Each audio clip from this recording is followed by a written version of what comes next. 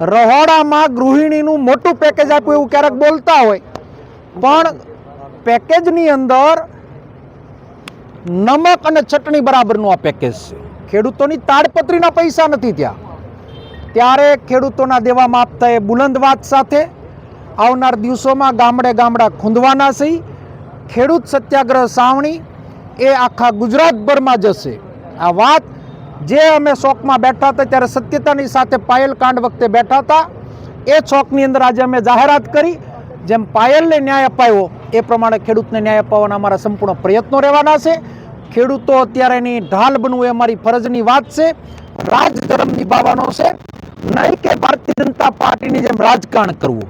આવનાર દિવસોની અંદર ખેડૂતોને ઉજાગર પણ કરશું અને દેવા માફીના નારાને બુલંદ બનાવશું. અને મને વિશ્વાસ છે કે ગુજરાતના ખેડૂતો જાગશે, બોલશે અને રહેશે. તો આજ નહીં તો કાલ ગુજરાતના દેવા માફ કરવા પડશે, કરવા પડશે ને કરવા પડશે.